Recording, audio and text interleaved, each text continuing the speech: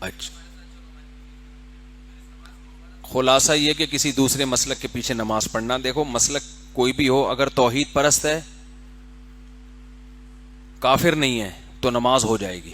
لیکن اگر کافر ہے تو نماز نہیں ہوگی۔ اب کافر کسے کہتے ہیں؟ کافر نام و سنی کے دیوبندی کافر ہوتے ہیں، اہل حدیث ہوتے ہیں، بریلوی ہوتے ہیں، فلان۔ کافر کی ایک ڈیفینیشن ہے، جو اسلام کے بیسک اور بنیادی عقیدوں کا انکار کرے، جو نبی کو عالم الغیب کہتا ہو، اور عالم الغیب کی ڈیفینیشن یہ ہو کہ ہر چیز کا علم تھا، تو ہر چیز کا تو اللہ کو بھی ہے، جب نبی کو بھی، تو اللہ اور نبی کا علم برابر ہو گیا نا، تو ایسا شخص بھی اسلام سے خارج ہے، ٹھیک ہے نا۔ اسی طرح جو کہتے ہیں نبی ہر جگہ حاضر ناظر ہیں، بغیر کسی تعویل کے، دو ٹوک لفظوں میں سب کچھ اپنی قبر سے ہر جگہ دیکھ رہے ہیں، ہر چیز کا ہر وقت علم رکھتے ہیں، تو یہ تو اللہ کی صفت ہے، تو اس سے بھی انسان اسلام سے خارج ہو جاتا ہے۔ آپ صلی اللہ علیہ وسلم کی بشریت کا، بشر ہونے کا کوئی دو ٹوک لفظوں میں انکار کرے کہ نہیں آپ نور تھے، فرشتے تھے، یا نورانی مخلوق، مٹی کے بنے ہوئے کی بنی ہوئی مخلوق نہیں تھے،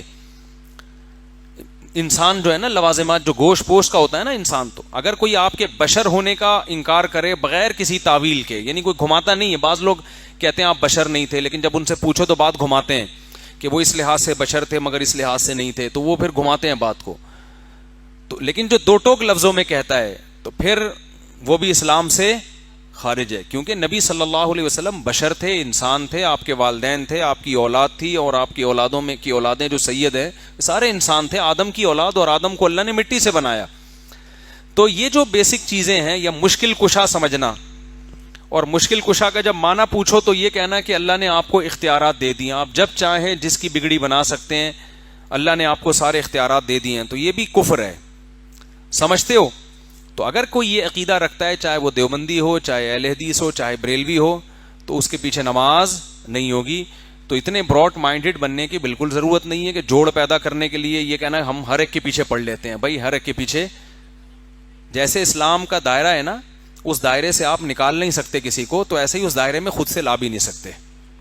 زبردستی اس میں گھسنے کی بھی کسی کو اجازت نہیں ہے۔ ایک باؤنڈری ہے اسلام کی، اس باؤنڈری کے خیال کرنا پڑے گا۔